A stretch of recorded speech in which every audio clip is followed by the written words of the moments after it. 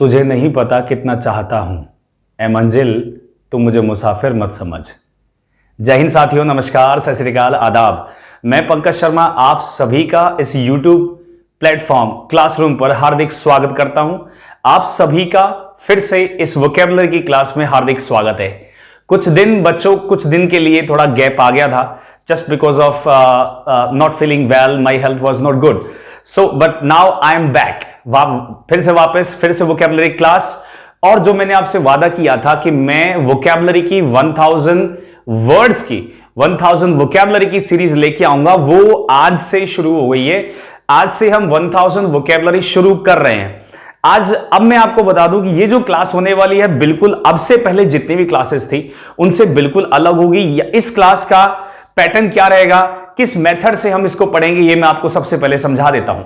इसमें मैं एवरीडे आपको बच्चों एवरीडे हम अराउंड 30 वर्ड्स पढ़ेंगे। कितने? एवरीडे मैं आपको 30 वोकैबुलरी पढ़ाऊंगा, 30 वर्ड पढ़ाऊंगा। इसमें मैं आपको पढ़ाऊंगा सिनोनिम्स पढ़ाऊंगा यहां पर, और इसमें मैं आपको पढ़ाऊंगा एंटोनिम्स, यानी सिनोनिम्स और एंटोनिम्स हम दोनों पढ़ने वाले हैं इसके अंदर। बच्चों ध्यान रखिएगा।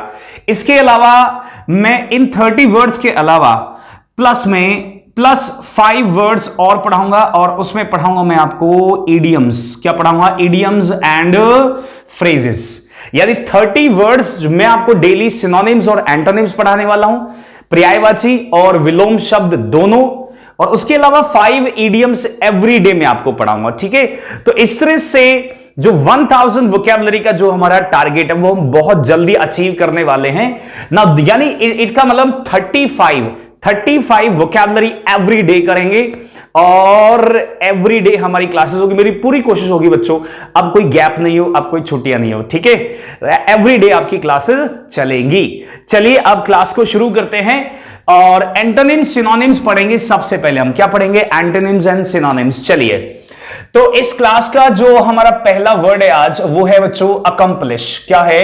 अकम्प्लिश। इसका मीनिंग क्या है? सबसे पहले मैं आपको ये बता देना चाहता हूं। अकम्प्लिश पहला वर्ड है। चलिए इसका मीनिंग देखते हैं। इसका मीनिंग है किसी चीज को बच्चों प्राप्त करना। क्या करना? प्राप्त करना, या उसे निपटाना। क्या होता है? निपटाना। किसी चीज को प्राप्त करना, उसे लेना या उसे निपटा देना क्या कहलाएगा? अकम्प्लिश कहलाएगा। ठीक है ना। अब इसको याद करने की मैं आपको टेक्निक भी बताऊंगा बच्चों। मैं चाहता हूं कि आपको वर्ड्स बहुत इजीली याद हो जाएं। ठीक है, अकम्प्लिश को याद कैसे करेंगे? देखो, इसको एक बार पढ़ के देखो। अकम्प्लिश, अकम्प्लिश, अकम्प्लिश, एकम्प्लिश, एका माने ये काम। इसको ऐसे याद रखो, ये काम पुलिस। इससे इसको याद रखो। क्या याद रखो? अकम्प्लिश मतलब ये काम पुलिस करेगी, ये काम पुलिस निपटाएगी। कौन निपटाएगी? पुलिस। हमारे बस की बात नहीं है, तो ये काम पुलिस निपटाएगी, अकम्प्लिश। ठीक है क्या ना। अब इसके मैं आपको सिनोनिम्स लिखवाता हूं। क्या लिखवाता हूं? सिनोनिम्स। ठीक है, और मैं आपको इसके एंटोनिम्स भी बताऊंगा। ओके, मैं आपको ये सेंटेंस में प्रत्येक शब्द आपको सेंटेंस में भी बताऊंगा कि सेंटेंस में उसको यूज कैसे करें। चलिए सबसे पहले एक सेंटेंस समझ लेते हैं इसके ऊपर। मैंने इसके ऊपर लिखा कि I have accomplished my goals। इसका मतलब यह हुआ कि मैंने अपने जो लक्ष्य थे उनको अकम्प्लिश कर लिया, उनको निपटा लिया, उनको प्राप्त कर लिया। यानी मैंने अपने गोल अचीव कर लिए। क्या कर लिए? अचीव, प्राप्त कर लिए। तो आई हैव अकम्प्लिश्ड, सॉरी इसमें ईडी लगा देते हैं, I have accomplished my goals. आप एक बात समझे, आप ये जो अकम्प्लिश है ना, ये क्या है? वर्ब है। क्या है? ये एक वर्ब है। तो मैंने इसको एज ए वर्ब की तरह यहां पे यूज किया है। I have accomplished my goals. अब इसके सिनोनिम क्या हुआ? इसका सिनोनिम हुआ बच्चों, एक तो अचीव इसका सिनोनिम हुआ, और दूसरा इसका सिनोनिम हुआ अटेन। बहुत अच्छा वर्ड है ये वाला।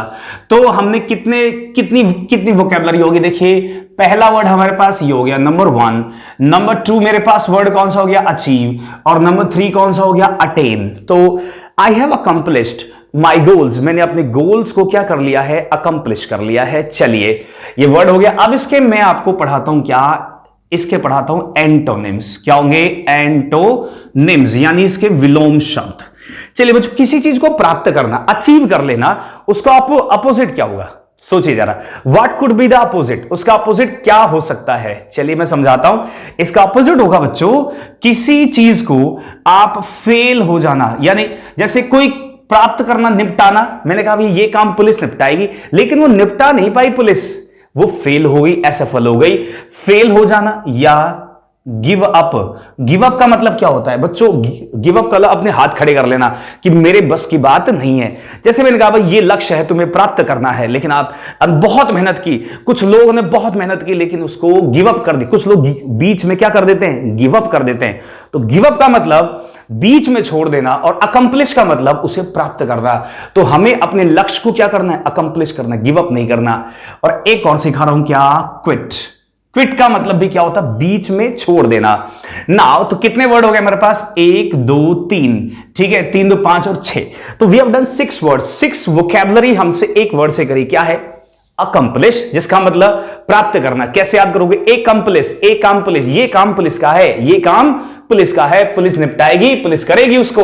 निपटाना किसी काम को, सिनोनिम क्या है? अचीव और अटेन। और इसके एंटोनिम्स यानी इसके विलोम शब्द क्या है? फेल, गिव अप और quit. Fail, give up, quit एक दूसरे के सिनोनिम है, ये भी एक दूसरे के पर्यायवाची हैं। बात समझ में आ गई? चलिए एक और वर्ड पढ़ते हैं। अगला वर्ड है हमारे पास बुली, BULLY। अब बुली का मतलब क्या होता है बच्चों? किसी को तंग करना या किसी को परेशान करना क्या कहलाता है? बुली कहलाता है। आप इसको कैसे याद रखोगे? आप इसको ऐसे याद रखो कि एक बल्ली नाम का लड़का है। क्या है? बल्ली नाम का लड़का है, और वो सबको क्या करता है? तंग करता है। बल्ली, BULLY, बल्ली सबको क्या करता है? तंग करता है, परेशान करता है। जैसे स्कूल में नहीं होते थे, स्कूल में जो बड़ा और ताकतवर लड़के होते थे वो, या कॉलेज में, तो वो छोटे छोटे जो लड़के होते उनको परेशान करते थे, उनको तंग करते थे। जैसे उनका टिफिन छीन लिया, उनका पानी ले ली, पानी की बोतल ले ली उनसे, ठीक, कुछ भी, उनकी किताब छीन ली उनकी, उनसे उनका पेन ले लिया, कुछ भी, ऐसे बहुत परेशान करते थे। ठीक है, फिर हम क्या करते थे? हम अपने माँ बाप को ले जाते थे कि ये है भाई, ये लड़का है जो हमको बहुत ज्यादा परेशान कर, तंग करता है। तो बुली का मतलब तंग करना और परेशान करना। ना अब इसको मैं इसके ऊपर एक सेंटेंस भी करवाऊंगा। ठीक है, मैंने लिखा कि भाई नो वन कैन बुली मी, मतलब कि कोई भी मुझे बुली नहीं कर सकता, कोई मुझे तंग नहीं कर सकता, परेशान नहीं कर सकता। यहां पर बुली देखो मैंने वर्ब के रूप में यूज किया, वर्ब की फर्स्ट फॉर्म है, तो बुली क्या है? ये भी एक वर्ब हो गई। ठीक, और इसके सिनोनिम क्या होंगे? बताओ क्या हो सकता है?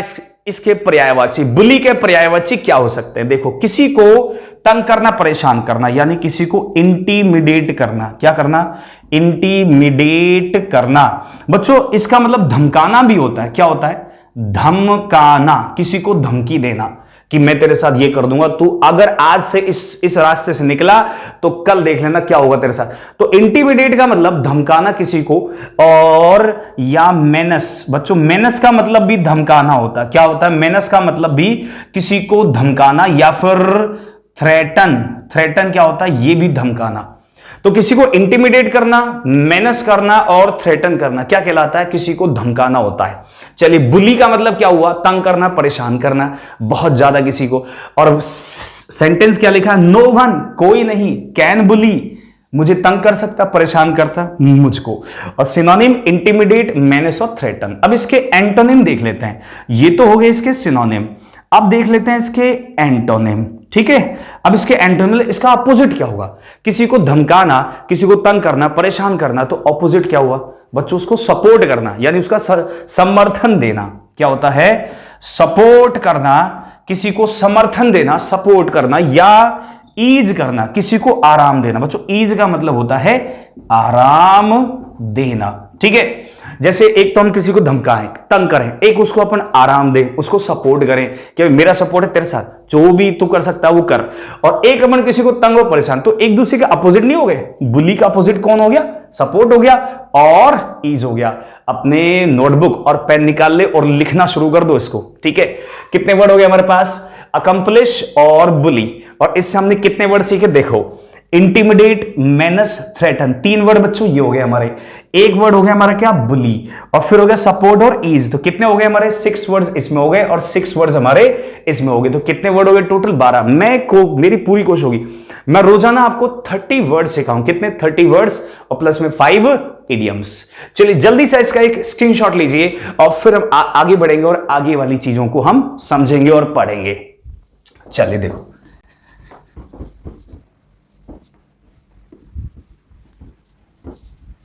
ना थर्ड वर्ड है हमारे पास डेडली, DEADLY। डेडली का मतलब होता है घातक, यानी कोई भी चीज बहुत ही हार्मफुल है, बहुत ही घातक है, उसको कहते हैं हम डेडली।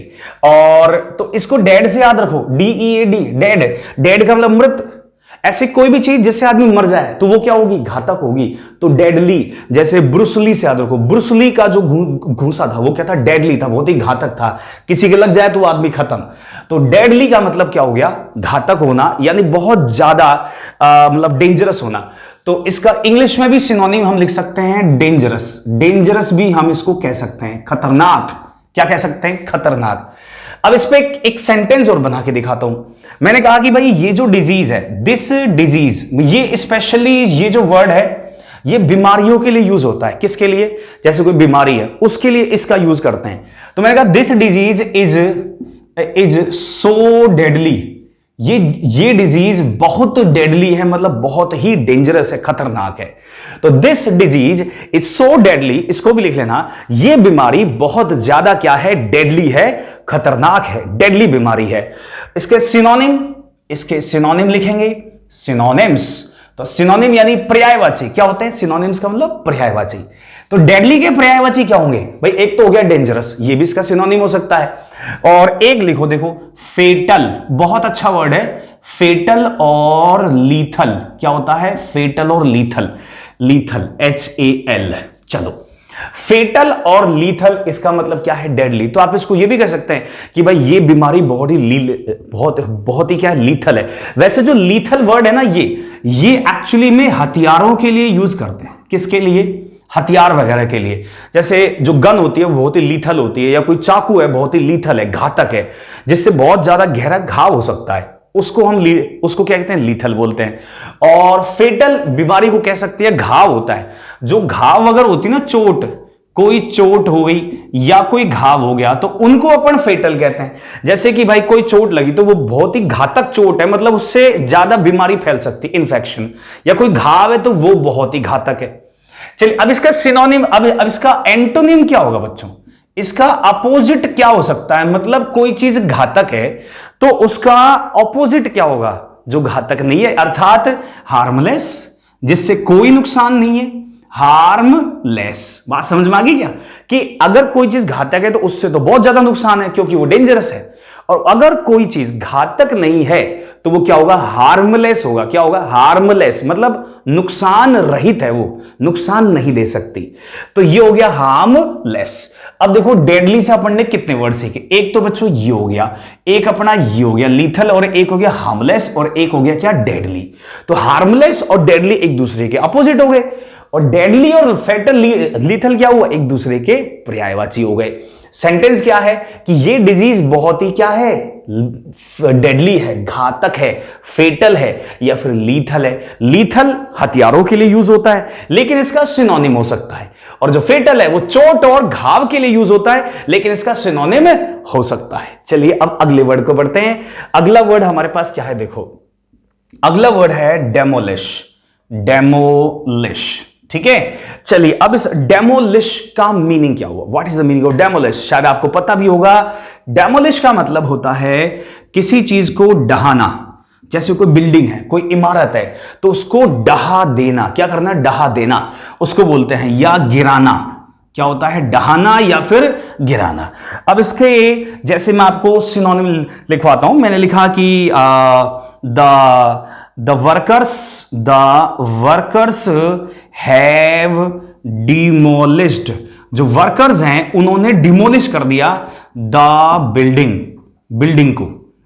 मैं आपको ना बच्चों सेंटेंस को, मैं आपको जो वर्ड होता है उसको मैं सेंटेंस में भी लिख के समझा रहा हूं कि सेंटेंस में वो यूज कैसे होता है। ये जो डेडली था ना बच्चों, ये देखो ध्यान से, ये एडजेक्टिव है। क्या है? क्योंकि ये डिजीज की विशेषता बता रहा है, और डिजीज क्या है? नाउन है। तो ये हो गया हमारे पास क्या? एडजेक्टिव। एक बार इसको देखो, डिमोलिश का मतलब जैसे वर्कर्स ने हैव डिमोलिश्ड, तो हैव के साथ वर्ब की थर्ड फॉर्म आ गई। तो वर्ब की थर्ड फॉर्म का मतलब ये डिमोलिश क्या हुआ? एक वर्ब हुई। क्या हुई? ये वर्ब। मैं आपको उस वर्ड के पार्ट्स ऑफ स्पीच भी बताता जा रहा हूं। ये जो 1000 की सीरीज है ना, इसमें बिल्कुल अलग लेके आया हूं जो मैंने पहले पढ़ाया। इसमें आपको मैं वर्ड्स के पार्ट्स ऑफ स्पीच भी पढ़ा रहा हूं, और सेंटेंस में यूज कैसे करते हैं वो भी, उसके पर्यायवाची यानी सिनोनिम भी पढ़ा रहा हूं, और उसके एंटोनिम यानी उसके विलोम शब्द भी, सारी चीजें कवर करके चल रहे हैं। सिनोनिम, एंटोनिम और ईडियम्स भी पढ़ेंगे। तो अब डिमोलिश का सिनोनिम क्या होगा? डिमोलिश का सिनोनिम क्या होगा? किसी चीज को ढाना, मतलब उससे अब अगर अपन किसी चीज को ढा रहे हैं तो उसको नष्ट कर रहे हैं ना। क्या कर रहे हैं? नष्ट, बिल्कुल खत्म कर रहे हैं। तो इसका मतलब क्या हुआ? डिस्ट्रॉय करना या डिस्ट्रक्ट करना। क्या करना? डिस्ट्रक्ट। दोनों वर्ब हैं, ये दोनों वर्ब है। देखो, वर्ब का सिनोनिम वर्ब ही होता है, हमेशा ध्यान रखना। वर्ब का सिनोनिम और अपोजिट क्या होगा? हमेशा वर्ब होगा। और एडजेक्टिव का सिनोनिम और उसका जो एंटोनिम होगा, विलोम, वो भी एक क्या होगा? सेम एडजेक्टिव ही होगा। जैसे हार्मलेस भी एडजेक्टिव है, ये भी और ये भी, ये सारे एडजेक्टिव हैं और ये सारी वर्ब हैं। तो डिस्ट्रॉय और डिस्ट्रक्ट क्या होता है? किसी चीज को नष्ट करना, खत्म करना। अब इसका अपोजिट क्या होगा, यानी एंटोनिम क्या होगा इसका? ये बताओ, एंटोनिम्स क्या होंगे इसके? किसी चीज को खत्म करना, ढहाना, किसी इमारत को, तो इसका अपोजिट क्या होगा? उस इमारत को बनाना। क्या है? बनाना, अर्थात उसे बिल्ड करना। क्या होगा? बिल्ड करना, या उसे रिपेयर करना। जैसे कोई इमारत है, उसको अपन ठीक करें, और अपोजिट क्या? उसको ढहा दें। तो बिल्ड और रिपेयर इसके क्या है? अपोजिट है। ढहाना उसको, या मतलब उसको बनाना, या रीस्टोर करना। रीस्टोर क्या होता है बच्चों? जैसे मान लीजिए कोई बहुत ही पुरानी बिल्डिंग है, बहुत ही पुरानी इमारत है, तो उसको अपन फिर से क्या करें? रीस्टोर करें, मतलब उसके जहां से भी टूटी हुई उसको ठीक करें, उसमें सारा उसका रिनोवेशन करवाएं, उसको ठीक कर दें। तो क्या कहलाएगा? बिल्ड, रिपेयर, रीस्टोर या फिर रेनोवेट करना। क्या होता है? रेनोवेट। अब रेनोवेट और रीस्टोर, इन सब का मतलब क्या होता है? किसी चीज को पुनः दोबारा से नया कर देना, बढ़िया बना देना। क्या कहलाता है? रेनोवेट, रीस्टोर, रिपेयर और बिल्ड। कितने वर्ड हो गए? देखो, डिमोलिश के साथ अपने पढ़ा, डिस्ट्रॉय, डिस्ट्रक्ट, 3 वर्ड ये हो गए, और 1 2 3 4 वर्ड्स ये हो गए। कितने हो गए? 7 वर्ड्स।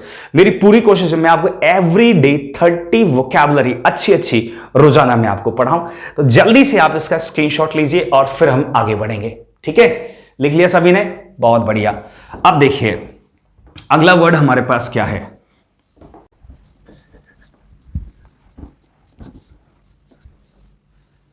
अब अगला वर्ड हमारे पास नंबर 5 है, अफेक्शन।